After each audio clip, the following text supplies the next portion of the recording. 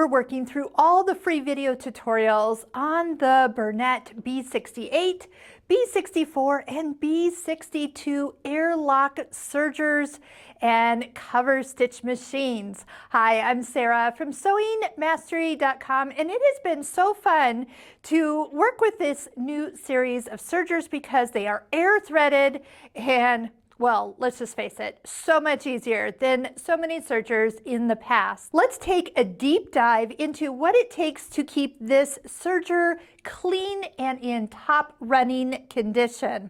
Now, if you're looking for all of our other video tutorials, there's a link in the description below to the complete playlist where you can start from the beginning and binge watch all the videos and get the most up-to-date information of how to use these beautiful sergers and cover stitch machines. I'm also going to be referencing a few of the bernette serger workbooks in this video, and there's also links where you can download a great guide and step-by-step instructions to working through and doing your own little hands-on tutorial. If you haven't downloaded or found those free workbooks yet, stop right now and check out the links we have in the description. And if you're really ready to up your serger game, make sure that you visit your local Bernina store and pick up the Big Book of Serging and the Big Book of Serger Quilting. Not only are we going to talk about cleaning and oiling, but we're going to also talk about the needles and specific things to know about serger needles. In the accessory box that came with this machine, I want you to go in and pick out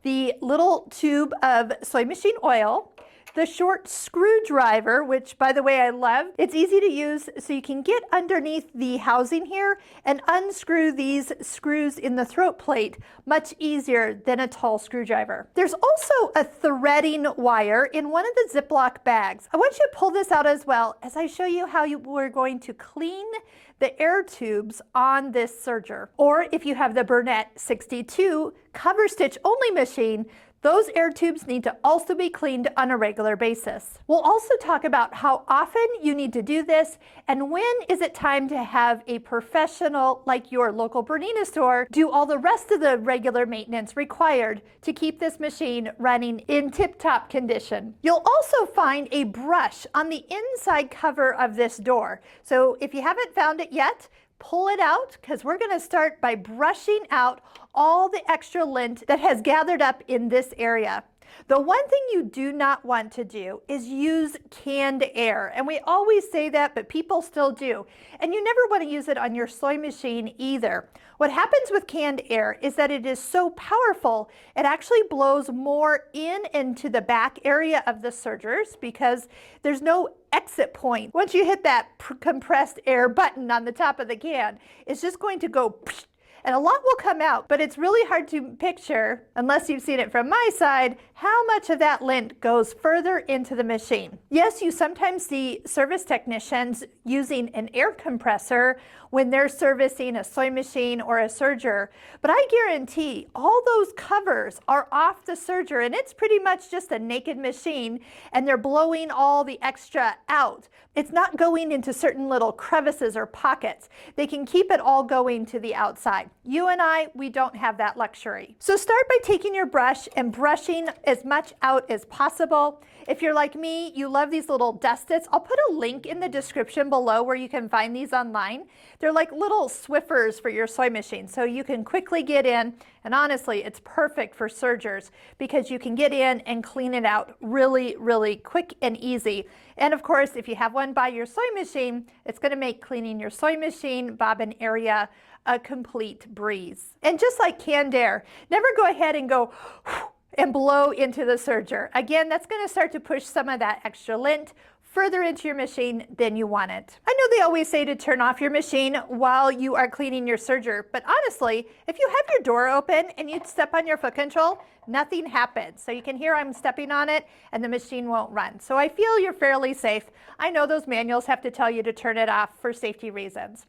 Start by taking out these two screws and getting underneath your throat plate and cleaning out any extra lint that has gathered in this area. It should look very familiar to the same way that you take your plate off and on when you clean your sewing machine. And we should probably talk about needles if you haven't changed those needles in a while. And I will tell you, sergers do kind of get a little neglected, and we serge and serge until something goes wrong. So if you can't remember the last time you changed your needles, let's go ahead and just take them out and put in 2 fresh needles. If you haven't noticed, the left needle is always higher than the right needle. So if you ever have 2 needles in there and they're the same height, one of them isn't as high up as it should be. And that will cause some problems when you start to serge a 4-thread overlock. If you're only using 1 needle, that can be a little difficult because you don't have a comparison. So just make sure that you're always getting it as high as it'll go. I love this little compartment where a pack of needles can sit close by anytime that you need to change them. Your needles that are recommended for this serger are the ELX705 or cover stitch needles. This particular size is a size 80 that came with the machine. You are allowed to use a size 70 to 90, but just remember, going higher than a 90 will be needles too big. Those can actually rub against the upper looper, and anything smaller than a 70 might actually start to skip stitches. So stay within that magical range to always get the best results for all the places that you're supposed to oil. So after you get all the lint cleared out, and one more option for cleaning lint out is one of those miniature vacuum attachments. Again, I'll put a link below to one that you can find online if you'd like to have this handy dandy tool in your sewing room. I also use it to clean my dryer vent and clean out all those areas that are hard to reach where the lint trap is. The key to oiling is to do small amounts more often than just once a year from time to time. The one thing to keep in mind is to never put oil near the air tubes up here at the top, or any place where those air tubes are pushed together when you're threading the machine. Just make sure none of the oil gets on or near those. As you watch these free video tutorials, it's customary to click like as a thank you for the information that you're receiving. Please subscribe to our YouTube channel as well to keep up on all the latest sewing information that we post. But as you turn the machine, you're going to see a handful of places that are metal against metal that they want you to put a little drop of oil from time to time, including some of these areas in the back, like where your knife is. You can pull that out, put a little drop of oil in there. And just remember too, if you haven't used this serger for a while and it's sat for a year or 2, it is a good idea at that point to actually have your local sewing machine service technician do a full service on it, because everything has actually dried up inside. Oil that sits without use is actually worse for a machine or a serger. Think about a vehicle that has sat in a garage for a year or 2. What's happening to all the lubricants and oils that are in the engine, transmission, and other parts? They get thick and don't work as well. So having your serger freshly lubricated and cleaned is ideal if it has sat for an extended length of time. If you're watching this video and you're realizing it's been a couple months since you've used your serger, here's what I would recommend. Just take it out, plug it in, close the door. The running it and the moving parts moving together will keep everything lubricated better than if you don't do this at all. This is good information for your sewing machine as well. So there's one last thing that we need to address, and it's the air threading tubes and how do we clean them. So start by sliding the lever to the left that closes the air tubes and jiggle the handle until they close up completely.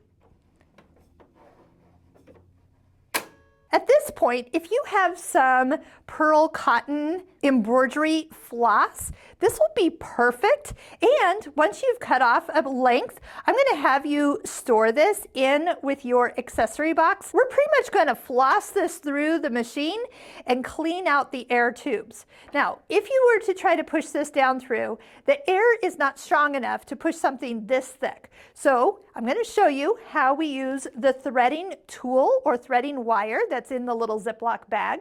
This is also how you would thread decorative thread that's kind of chunky through a serger for decorative stitching. As soon as we pull it out of this Ziploc bag, one thing to note is as soon as you're done, roll it back up and stick it back in here. This is going to disappear in your sewing room because it is so fine. So keep an eye on it. One end is just a normal sharp end and the other one has a loop. Let's start with the upper looper. We're going to slide the wire down through the tube And again, make sure that the air tubes have been closed. Take your flossing thread and put it through the loop at the other end. And just continue to push the wire through. If it gets kind of caught, just kind of back it up and push it in again. I had to try this because it is actually quite easy. Oh, here it is, already coming out the other side. But at this point, you're going to be able to then drag the thread all the way through the tubes. You can see about how much I have here. It's enough to hold on to both ends. Go back and forth a few times and then pull it all the way through. And then repeat for the other tubes that you have. Just like flossing your teeth, this is going to get those areas nice and polished clean. So how often should we do just this? The cleaning, the oiling, the flossing? I would say after you've done enough serging that you feel like this area is too linty, if you're coming in here and bringing and brushing it out, why not take just a few extra minutes, take the throat plate off, and do the little cleaning through the tubes. Add those couple drops of oil as you saw in your manual, and it'll be like you have a fresh serger the next time you sit down to sew. We recommend for all of our sewing machine and serger customers to bring in your machines once a year. If you do so, this machine is going to last you so much longer than somebody who only brings it in every 5 to 10 years. So if you value your equipment, keep up on your services and take care of the regular maintenance that you and I are to do in between serger projects. After a little TLC, it's just like new.